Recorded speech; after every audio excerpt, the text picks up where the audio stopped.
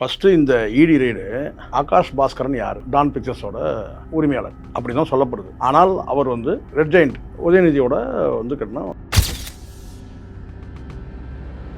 சிவகார்த்திகேயனாக இருக்கட்டும், தனுஷாக இருக்கட்டும், இவங்கெல்லாம் வந்து தனுஷை காட்டிலும் சிவகார்த்திகேயன் வந்து ரொம்ப நெருக்கமானவர் உதயநிதிக்கு. அப்படி இருக்கும்போது இது வந்து உடனடியாக ரெய்டுன்னு சொன்னால் வந்து போகலனால் கூட அடுத்தடுத்த நிலையில் போகிறதுக்கான வாய்ப்பு இருக்குது. சிவகார்த்திகேயன் வந்து ரொம்ப நெருக்கம் இருக்குது. இன்னும் சொல்லப்போனால் ஒரே நேரத்தில் வந்து படத்தை வந்து ஜனநாயகன் வரும்போது இந்த படத்தை இறக்கிறதுக்கு ட்ரை பண்ணிட்டு இருக்கிறாங்க பராசக்தி. ஸோ இந்த மாதிரியான வந்து எல்லாத்தையும் ஒரு பார்வையோட ஒரு லிங்க் பண்ணி பார்க்கும்போது அடுத்தடுத்து ரெய்டு போகிறதுக்கான வாய்ப்பு கூட இருக்குது. இது வந்து முழுக்க முழுக்க வந்து இடினும் போது சென்ட்ரல் கவர்மெண்ட்டோட அரசியல் பார்வையோடு சேர்த்து பார்க்கும்போது ரெய்டு போகிறதுக்கான வாய்ப்பு நிறைய இருக்குது. இது ஸ்கெட்ச் வந்து சிவகார்த்திகேயனுக்கு வச்ச ஸ்கெட்சு.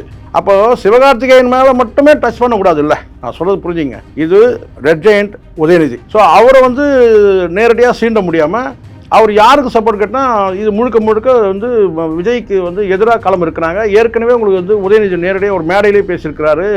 டான் படம் ரிலீஸ் ஆகும்போது தமிழ் சினிமாவின் டான் சொல்லிட்டு பேசுகிறார்.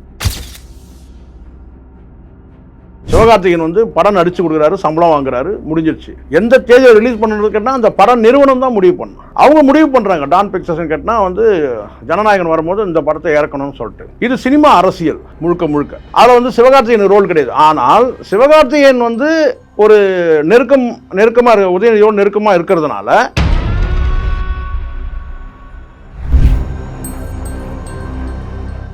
டிஎன் மீடியா நேயர்களுக்கு வணக்கம். இன்று நம்முடன் நேர்காணலுக்காக பத்திரிகையாளர் சேக்வரா ஜெய்சங்கர் சார் இணைந்திருக்காரு. வணக்கம் சார். வணக்கம். வணக்கம் சார். இந்த ஆகாஷ் பாஸ்கர் அவர் வந்து பார்த்தீங்கன்னா ஒரு ப்ரொடியூசர் கம் டைரக்டர்னு சொல்லலாம். டான் பிக்சர்ஸ் இன்னைக்கு வந்து பார்த்தீங்கன்னா அவர் வீட்டில் வந்து ரைட் நடந்துட்டு இருக்கு.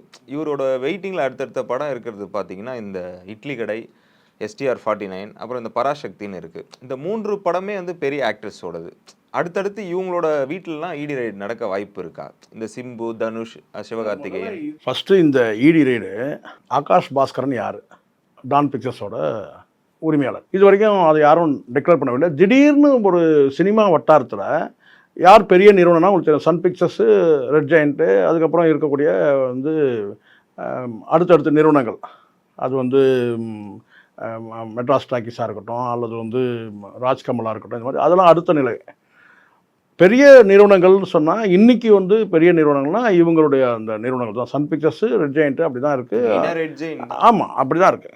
அப்போ திடீர்னு டான் பிக்சர்ஸ்னு சொல்லிட்டு வந்து பெரிய பெரிய ஸ்டார்களோட வந்து அவங்க இணைஞ்சி வந்து படம் தயாரிக்கிறாங்க போது அப்போ இந்த டான் பிக்சர்ஸ் யாருன்னா இந்த ஆகாஷ் பாஸ்கரன் ஒன்றும் சின்ன வயசு தான் இருக்குது. இப்போ தான் சமீபத்தில் கல்யாணம் கூட முடியுது, பிரம்மாண்டமாக நடந்துச்சு கல்யாணம்.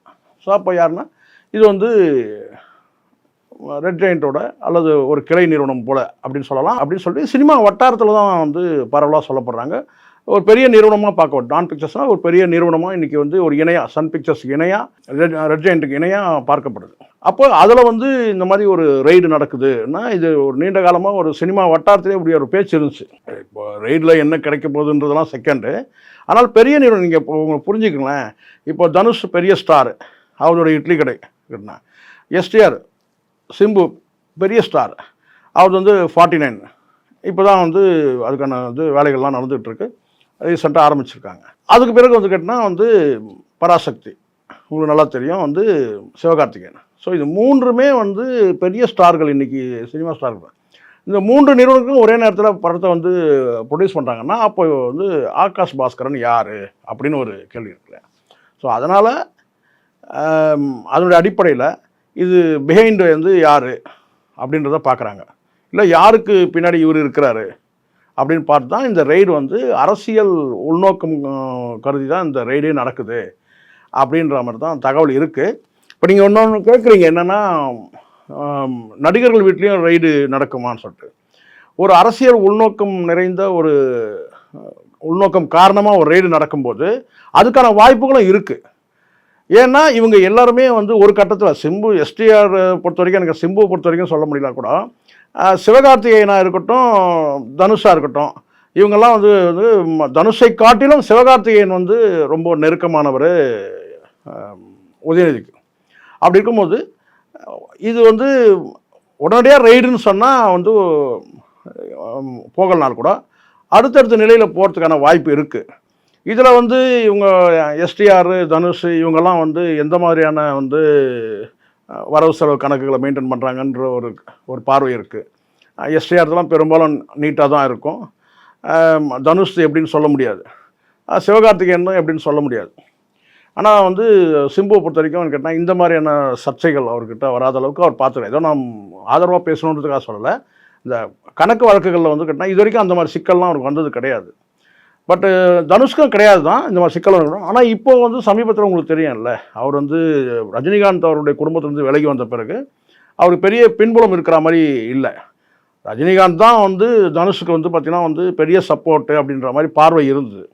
ஸோ அதனால் இப்படி இருக்குது. சிவகார்த்திகேயன் வந்து ரொம்ப நெருக்கம் இருக்குது. இன்னும் சொல்லப்போனால் ஒரே நேரத்தில் வந்து படத்தை வந்து ஜனநாயகன் வரும்போது இந்த படத்தை இறக்கிறதுக்கு ட்ரை பண்ணிகிட்ருக்குறாங்க பராசக்தி. ஸோ இந்த மாதிரியான வந்து எல்லாத்தையும் ஒரு ஒரு ஒரு பார்வையோடு ஒரு லிங்க் பண்ணி பார்க்கும்போது அடுத்தடுத்து ரெய்டு போகிறதுக்கான வாய்ப்பு கூட இருக்குது. இது வந்து முழுக்க முழுக்க வந்து ஈடினும் போது சென்ட்ரல் கவர்மெண்ட்டோட அரசியல் பார்வையோடு சேர்த்து பார்க்கும்போது ரெய்டு போகிறதுக்கான வாய்ப்பு நிறைய இருக்குது. அடுத்தது உதயநிதி அவர்கள் வீட்டை வந்து ஈடி நெருங்கிறதுக்கான வாய்ப்பு இருக்கா? இப்போ தொடர்ச்சியாக வரும்போது சார், எப்போ வந்து ஒரு விஷயம் கிளியராக பேசணும் வினோத், எப்போ வந்து பிஜேபி ஏடிஎம் கூட கூட்டணி வச்சாச்சோ ஏதோ சில அழுத்தங்கள், சில வந்து ஒப்பந்தங்கள், இவங்களுக்குள்ளே வந்து எழுதப்படாத ஒப்பந்தங்கள் வந்து இல்லாமலாம் இந்த கூட்டணி அமையல. அடுத்தடுத்த நாட்கள் இந்த 8 மாதம் வந்து இருக்குன்னா இவங்களுக்கு என்னெல்லாம் பின்புலம் இருக்குன்றதை பார்த்து இந்த ஆட்டத்தை கலைக்கணும், திமுக ஆட்டத்தை கலைக்கணுன்றதுக்காக ஒரு ஸ்டெப் எடுப்பாங்க. கிட்டத்தட்ட வந்து உங்களுக்கு தெரியும்ல, கடந்த காலத்தில் இந்த போர் தொடுக்கிறதுக்காக தான் எனக்கு கேட்டால் அந்த தரைப்படை, காலாட்படை சொல்லுவாங்க, காலாட்படை, கப்பல் படை, விமானப்படைன்னு சொல்லுவாங்க. ஒரு நாடு வந்து இன்னொரு நாட்டு மேலே வந்து போர் தொடுக்கணும்னா அப்படியான படைகள் இருக்குது. இப்போ இந்த நவீன உலகத்தில் சொல்கிறேன் நான். கடந்த காலத்தில் வந்து யானைப்படை, குதிரைப்படையெல்லாம் சொல்லியா, இப்போ வந்து தரைப்படை, காலாட்படை, கப்பல் படை, விமானப்படைன்னு இருக்குது. இப்போ கிட்டத்தட்ட இப்போ வந்து சென்ட்ரல் கவர்மெண்ட்டுக்கு இருக்கிற படைன்னு கேட்டால் ஈடி படை, ஐடி படை, இந்த மாதிரியான படைகள் தான் இருக்குது. சிபிஐ படை இந்த மாதிரி இருக்குது. ஸோ இப்போ வந்து பார்த்திங்கன்னா வந்து ஈடியை வச்சு வந்து பார்த்திங்கன்னா இவங்க நெருக்கடி கொடுத்தாங்கன்னா அந்த நெருக்கடியை வந்து எதிர்நோக்கிற அளவுக்கு, ஏன்னா கடந்த காலத்தில் நெருக்கடி இருந்துகிட்ருக்கு. செந்தில் பாலாஜியோட பதவி வந்து பறிப்புக்கு காரணமே ஈடியோட கொடுத்த நெருக்கடி தான். ஸோ ஈடி நெருக்கடியெல்லாம் வந்து இவங்க வந்து சமாளிக்கணும் இல்லையா. இப்போ பெரிய ஸ்டார்கள் இருக்கிறாங்க, அந்த பெரிய ஸ்டார்கள் வந்து ஒரு பெரிய பின்புலமாக இருக்கிறாங்க, பலமாக இருக்கிறாங்க. ஆனால் அரசியலில் வந்து சிம்புவோ இல்லை தனுஷோலாம் அரசியல் பார்வையுள்ள இது வரைக்கும் அவங்க அரசியல் நடவடிக்கையெல்லாம் இன்னும் அரசியல் கூட பேசுனதில்லை சினிமாவில். பட் சிவகார்த்திகேயனை கொஞ்சம் தயார் பண்ணுறாங்க ஆளும் தரப்புலன்றது மட்டும் தெரியுது. ஏன்னு கேட்டிங்கன்னா இந்த பராசக்தியில் கதை கூட வந்து கேட்டினா வந்து மொழிப்போர் தியாகிகளை முன் வச்சு தான் அந்த படமே கதையை வந்து உருவாக்கப்பட்டிருக்குன்னு சொல்கிறாங்க. பராசக்தி அவர்கள், கலைஞர் அவர்கள். ஆமாம், அதனால் அந்த டைட்டிலு இந்த வந்து திராவிட இயக்கங்கள் சம்மந்தமாக தான் அந்த கதை கூட பின்னப்பட்டிருக்குன்னு சொல்கிறாங்க. கதை முழுவதும் நமக்கு தெரியாது. ஆனால் வந்து மொழிப்போர் தியாகிகள், இந்தி எதிர்ப்பு போராட்டங்களும் மையப்படுத்தி தான் வந்து முழுக்க முழுக்க அரசியல் பேசக்கூடிய படம் தான் அது. அப்போது வந்து கேட்டால் இது ஸ்கெட்சு வந்து சிவகார்த்திகேயனுக்கு வச்ச ஸ்கெட்சு. அப்போது சிவகார்த்திகேயன் மேலே மட்டுமே டச் பண்ணக்கூடாது இல்லை, நான் சொல்கிறது புரிஞ்சுங்க. இது ரெட் ஜெயண்ட் உதயநிதி. ஸோ அவரை வந்து நேரடியாக சீண்ட முடியாமல் அவர் யாருக்கு சப்போர்ட் கேட்டால் இது முழுக்க முழுக்க வந்து விஜய்க்கு வந்து எதிராக களம் இருக்கிறாங்க. ஏற்கனவே உங்களுக்கு வந்து உதயநிதி நேரடியாக ஒரு மேடையிலே பேசியிருக்கிறாரு. டான் படம் ரிலீஸ் ஆகும்போது தமிழ் சினிமாவின் டான் சொல்லிட்டு பேசுகிறார். யாரை? சிவகார்த்திகேயனை. அதில் வருத்தம் வந்து சந்தானத்துக்கு கூட ஒரு வருத்தம் இருக்குது. என்ன வருத்தம்னு கேட்டிங்கன்னா, ஒரு கல் ஒரு கண்ணாடி படம் உங்களுக்கு தெரியும் நினைக்கிறேன். ரொம்ப சப்போர்ட்டிங் கேரக்டராக இருக்கும் திரு உதயநிதிக்கு. அந்த படம் வந்து வெற்றி பெறத்துக்கு முக்கிய காரணம் வந்து சந்தானம் தான். சந்தானமும் சிவகார்த்திகேயனும் ஒரே காலகட்டத்தில் வந்து கதாநாயகனாக வரும். சந்தானம் வந்து சீனியர் தான், பட் ஒரே காலகட்டத்தில் வந்து ஹீரோ ஆகும்போது தமிழ் சினிமாவின் டான் சொல்லி இவர் வந்து பாராட்டுவார். அது எதுக்காகன்னு கேட்டிங்கன்னா மற்றவர்களை சேர்ந்து தான், விஜய் போன்றவர்களை சேர்ன்றதுக்கு தான் அது சொன்னதுன்னு வச்சுக்கோங்களேன். திரு உதயநிதி சொன்னது அரசியல் தான் அது. ஆனால் இப்போ வந்து நான் கேட்டேன் இந்த ஈடியோட இந்த தாக்குதல் இருக்குல்ல, இது வந்து நேரடியாக உதயநிதியை பண்ண முடியாதுன்னு கேட்டால் சிவகார்த்திகேயனை பண்ணுறாங்க. ஏன்னா சிவகார்த்திகேயனை அரசியல் ரீதியாக ஒவ்வொரு காலகட்டத்தில் சொல்கிறேன் வினோத், கலைஞர் காலத்துலேருந்து நான் சொல்கிறேன். அரசியலில் எம்ஜிஆரை வந்து நேரடியாக வந்து காம்படிட் பண்ணணுன்றதுக்காக சினிமாவில் ஒருத்தர் தயார் பண்ணுவாங்க. அப்படி தான் மூகா முத்துவை தயார் பண்ணாங்க. ஒரு கட்டத்தில் உங்களுக்கு வந்து வண்டிக்காரன் மகன் சொல்லிட்டு ஜெய்சங்கரை தயார் பண்ணாங்க. வண்டிக்காரன் மகன் படம் ஃப்ளாப் பண்ணிச்சு. எம்ஜிஆர் வந்து ஃப்ளாப் ஆக்கினார். அது இதுதான் உண்மை. ஜெய்சங்கர் வச்சு பண்ணாங்க. ஸோ ஒவ்வொரு காலகட்டத்தில் வந்து ஹீரோக்களை தயார் பண்ணுவாங்க. அது வந்து கலைஞர் காலத்தில் தொடர்ச்சியாக பண்ணிட்டு தான் வந்தார். ஏன் ஜெயலலிதா வீழ்த்தது கூட ரஜினியை பல மேடைகள் ஏற்றி ரஜினியை பேச வச்சாங்க. அதுக்காக ரஜினிக்கு ஒரு மேடை தயார் பண்ணுவாங்க சினிமாவில், ஜெயலலிதாவை எதிர்க்கிறதுக்காக. ஸோ சினிமா வட்டாரத்தில் ஒரு ஆளை தயார் பண்ணுவாங்க. இப்போ வந்து விஜயை எதிர்க்கணும் போது அவங்களுக்கு வந்து தேவைப்படுறது யாருன்னு கேட்டிங்கன்னா வந்து சிவகார்த்திகேயன். ஏன்னா அந்த சிவகார்த்திகேயன் தான் இந்த விஜய் என்ன சொல்கிறார் கேட்டினா வந்து துப்பாக்கி கையில் கொடுத்துட்டு நான் எனக்கு அப்புறம் நீங்கள் பார்த்துங்கன்னு சொல்கிறார். ஆனால் அந்த சிவகார்த்திகேயனே வந்து பார்த்தீங்கன்னா வந்து நேரடியாக வந்து ஜனநாயகன் படம் ரிலீஸ் ஆகும் பொங்கலுக்கு ரிலீஸ் பண்ணுறது காரணம் கேட்டினா உதயநிதியோட கிட்டத்தட்ட திமுகவோட திட்டம் சொல்ல முடியும். இப்போது இந்த இடத்துல வந்து கேட்டால் இந்த ரைடு நடத்துறதுக்குன்னா சிவகார்த்திகேயன் மேலே மட்டுமே கை வைக்கக்கூடாதுன்றதுக்காக இந்த டான் பிக்சர்ஸோட அடுத்தடுத்த படங்கள் கேட்டால் தனுஷோட இட்லி கடை படத்தை அவர் தான் தயாரிக்கிறாரு. இந்த படத்தையும் வந்து STR 49 அவர் தான் தயாரிக்கிறார். அப்படி பெரிய ப்ராஜெக்டெல்லாம் இருக்கிறாரு சிம்பு. STR 50 வந்து சிம்பு டைரெக்டாக ஓன் ப்ராடக்ட். அது கிட்டத்தட்ட 100 கோடி ப்ராஜெக்ட் ஏதோ சொல்கிறாங்க, அது அவர் பண்ணுறதாக சொல்கிறாங்க. இந்த சைடில் இன்னொன்று கேட்டால் 51 வந்து கேட்டால் வந்து அடுத்த வந்து ரெடி ஆகுது. பெரிய பிஸி சூழல் தான். ஆனால் இருந்தாலும் இந்த 49 வந்து கேட்டால் உடனடியாக கேட்டால் தெரியும் பார்க்கிங் படம் டைரக்டர் தான் வந்து கொடுத்துருக்காரு. ஸோ சிம்புவோட வந்து இப்படி ஒரு பயணம் இருக்கும்போது பெரும்பாலும் தாக்குதல் வந்து சிம்பு மீதும் வந்து இவர் மேலேயும் தனுஷ் மேலேயும் இருக்காது. பட் சிவகார்த்திகேயனுக்கு வந்து ஒரு ஸ்கெட்ச் வைக்கிறாங்களோ, ஒரு வேலை அரசியலில் வந்து சிவகார்த்திகேயனை சிக்க வைக்கிறாங்களோன்ற அந்த பார்வை இருக்குது.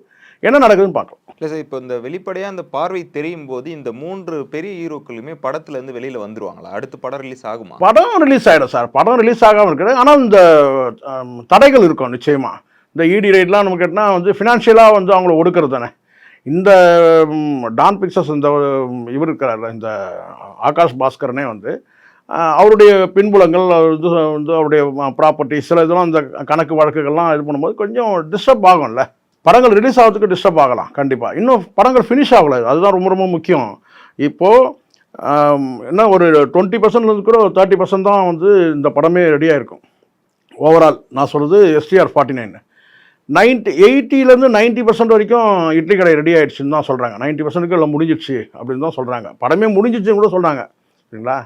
இப்போ இந்த படம் வந்து பார்த்திங்கன்னா வந்து இன்னும் வந்து ஒரு 50%க்கு மேலே வந்து ஷூட் போயிட்டுருக்குது. இந்த சூழ்நிலையில் ஒரு ரைடு போகும்போது கொஞ்சம் சீர்குலையத்துக்கான வாய்ப்பு இருக்குல்ல, டிலே ஆகிறதுக்கான வாய்ப்பு இருக்குது. கணக்கு வழக்குகள் சரியாக கூட வச்சுருக்கலாம். பட் இருந்தாலும் வந்து இடி ரைடுக்கு வந்து உட்படுத்தும் போது அந்த படம் டிலே ஆகிறதுக்கான வாய்ப்பு தான் இருக்குதுன்னு சொல்ல முடியும் கண்டிப்பாக. இது முழுக்க முழுக்க அரசியல் காரணமாக தான் நம்ம பார்க்குறோம். கடந்த காலத்தில் உங்களுக்கு தெரியும் கேட்டால் வந்து கேம் சேஞ்சர் படத்தில் கேட்டால் வந்து அந்த தயாரிப்பு நிறுவனங்களும் உங்களுக்கு வந்து ரைடுலாம் விட்டதெல்லாம் உங்களுக்கு தெரியும். அப்போது வந்து அந்த தயாரிப்பு நிறுவனம் வந்து நொடிஞ்சு போகிற மாதிரியான சில நடவடிக்கைகள் வந்து எடுக்க முடியுமே சென்ட்ரல் கவர்மெண்ட் நினச்சா. கணக்கு வழக்கு சரியாக வச்சுருந்தாங்கன்னா சிக்கல் இருக்காது. இதில் நடிகர்களுக்கு எந்த மாதிரி சிக்கல் வரும்ன்றதில் வந்து கேட்டால் வந்து சிவகார்த்திகேயனுக்கு வந்து இவங்க வந்து சிக்கல் கொடுப்பாங்க கண்டிப்பாக. அப்படி தான் வந்து எதிர்பார்க்கப்படுது இடி. மற்ற நடிகர்களுக்கு கூட அந்த சிக்கல் இருக்காது. ஏன்னா தனுஷெலாம் அரசியலுக்கு அப்பாற்பட்டவர் தான். பட் இருந்தாலும் அரசியல் ரஜினியோட அந்த கேட்டால் அந்த சப்போர்ட் இருக்கும்போது அவருக்கு இந்த சிக்கல்லாம் கிடையாது. இப்போ அவர் தனித்து விடப்பட்டிருக்கிறார், அவருக்குன்னு ஒரு லாபி இருக்கிற மாதிரி தெரியல. ஆனால் ரஜினி இருக்கும்போது கேட்டால் ரஜினியோட லாபிக்கள் எல்லாமே சப்போர்ட் பண்ணுவாங்க. STR பொறுத்தவரைக்கும் க்ளீன் ஒன்றும் பிரச்சனையே கிடையாது. ஏன்னு கேட்டால் அவர் கிட்டத்தட்ட எப்படி வந்து அஜித் எப்படி பயணப்படுறாரோ அந்த மாதிரி கேட்டால் வரவு செலவு கணக்கெல்லாம் பக்காவாக வந்து வச்சுருக்காரு, அவருக்கு சிக்கல் கிடையாது. பட் சிவகார்த்திகேயனுக்கு சிக்கல் வரதுக்கான வாய்ப்பு இருக்குது. சிவகார்த்திகேயன் வந்து திமுக பக்கம் இருக்காரு அப்படின்ற மாதிரி சொல்கிறீங்க. இப்போது சென்ட்ரல் கவர்மெண்ட் இந்த அமலாக்கத்துறை வந்து விஜய் அவர்களுக்கு சப்போர்ட் பண்ணுறாங்களா? ஏன்னா இந்த பராசக்தி ஜனநாயகன் படம் அப்படி தானே சார் இருக்குது. இப்போது முதல்ல பிளான் வந்து அப்படி கிடையாது. நம்ம நேர்மையாக பேசணும். எதுவும் ஜனநாயகன் படம் வந்து பொங்கலுக்கு ரிலீஸ்னு சொல்லி அது திட்டமிட்டு அதுக்கான வேலைகள் நடக்குது. பட் பராசக்தி வந்து பொங்கலுக்கு ரிலீஸ் பண்ணுற மாதிரியான திட்டமே இல்லை. அதுக்கு முன்னாடியே வந்து அதை வெளியிடுற மாதிரி தான் திட்டம் இருந்தது. இப்போது இவருடைய படம் வரும்போது அந்த இடத்துல வந்து ஜனநாயகனுக்கு வந்து தியேட்டர்கள் கிடைக்கக்கூடாதுன்ற ஒரு காரணம், அரசியல் கருத்துக்களை வந்து நெடி அதிகமாக இருக்கும், அரசியல் நெடி அதிகமாக இருக்கும்னு எதிர்பார்க்கப்படுது. விஜய் வந்து அதில் பேச போகிறாரு, பல அரசியல்கள் பேச போகிறாருன்ற மாதிரி ஒரு தகவல் இருக்குது. மொழி அரசியலும் அதில் இணைஞ்சே இருக்கும். அந்த மாதிரி ஒரு சூழ்நிலை வந்து கேட்டால் திராவிட அரசியல் பேசும்போது அவர் தமிழ் தேசிய அரசியல் பேசுவாரான்றது வேறு விஷயம். ஆனால் எப்படி இருந்தாலும் வந்து மொழி அரசியல் அங்கே வரும்னு வச்சுக்கோங்களேன். தமிழ்நாடு அரசியல் பேசும்போது மொழி அரசியல் வரும். பட் இங்கே வந்து என்னென்னு கேட்டிங்கன்னா வந்து இந்தி எதிர்ப்புன்ற அந்த அரசியல் இருக்குல்ல, அதை முன்னெடுக்கிற மாதிரி வந்து பராசக்தி வரும்போது அதை காம்படிட் பண்ணுறது ஒரே நேரத்தில் காம்படிட் பண்ணோன்ற அந்த பிளான் பண்ணது வந்து கேட்டினா டான் பிக்சர்ஸ். சிவகார்த்திகேயன் வந்து படம் நடிக்கிறதோட அவர் வேலை முடிஞ்சிச்சு சார். என் படத்தை வந்து இந்த தேதியில் ரிலீஸ் பண்ணுங்கன்னு சொல்கிறதுக்கு அவருக்கு உரிமையே கிடையாது. அதை முதல்ல தெளிவாக புரிஞ்சுக்கணும். சிவகார்த்திகேயன் வந்து படம் நடித்து கொடுக்குறாரு, சம்பளம் வாங்குறாரு, முடிஞ்சிருச்சு. எந்த தேதியில் ரிலீஸ் பண்ணுறது கேட்டால் அந்த படம் நிறுவனம் தான் முடிவு பண்ணணும். அவங்க முடிவு பண்ணுறாங்க. டான் பிக்சர்ஸ்ன்னு கேட்டால் வந்து ஜனநாயகன் வரும்போது இந்த படத்தை இறக்கணும்னு சொல்லிட்டு. இது சினிமா அரசியல் முழுக்க முழுக்க. அதில் வந்து சிவகார்த்திகேயன் ரோல் கிடையாது. ஆனால் சிவகார்த்திகேயன் வந்து ஒரு நெருக்கமாக உதயநிதியோடு நெருக்கமாக இருக்கிறதுனால அப்படியான வந்து ஒரு நடவடிக்கை வந்து சிவகார்த்திகேயனுக்கும் உங்களுக்கு ஒரு நெருக்கடி வரதுக்கான வாய்ப்பு இருக்குது. அடுத்த ரைட்னா தனுஷ்கிட்டேயோ அல்லது சிம்புக்கிட்டேயோ போக மாட்டாங்க. அப்போது வெறும் சிவகார்த்திகேயன் மீது மட்டுமே நடவடிக்கை எடுக்கணும். அந்த அதாவது குறிப்பிட்டு அந்த பராசக்தி படம் வந்து அந்த நிறுவனத்தின் மேலே நடவடிக்கை எடுக்கும்போது அவங்க ஏற்கனவே இன்னும் 2 படங்களை வந்து அவங்க தயாரிச்சுட்டு இருக்கிறாங்க. அது யாருக்குன்னா தனுஷ். இன்னொரு படம் யாருன்னு கேட்டால் எஸ்டிஆர். அப்படி தான் அது பார்க்கணும். அவங்க நோக்கம் என்னன்னு கேட்டால் பராசக்தியோட ப்ரொடியூசர் யார்? Dawn Pictures. டான் பிக்சர்ஸ் வந்து யாருன்னா ஆகாஷ் பாஸ்கர். அங்கே ரைடு போகும்போது ஊடகங்கள் வரும்போது என்ன கேட்டால் வந்து 3 படத்தையும் சேர்த்து தானே சொல்லுவாங்க. 3 படங்களை தயாரிச்சுட்டு வராரு ஒரே நேரத்தில். STR 49, தனுஷோட இட்லி கடை அப்படி சொல்லி அப்படி பேர் வருது. ஆனால் நோக்கம் என்னன்னு கேட்டால் சிவகார்த்திகேயனுடைய பராசக்தி படம் அரசியல், மொழி அரசியல் பேசுது, திராவிட அரசியல் பேசுது. அந்த படத்தை ப்ரொடியூஸ் பண்ணுறது யார்? அது வந்து டான் பிக்சர்ஸு, ஆகாஷ் பாஸ்கர். ஆகாஷ் பாஸ்கரன் யார்? உதயநிதியோட நெருக்கமானவர். சினிமா வட்டாரத்தில் எல்லாருக்கும் தெரியும் தான். ஸோ அதனால் இதுதான் வந்து இது சரியான புரிதல் வேணும் இந்த லிங்க். எங்களோடு இணைந்து பல்வேறு தகவலை பயந்ததற்கு மிக்க நன்றி சார். நன்றி சார்.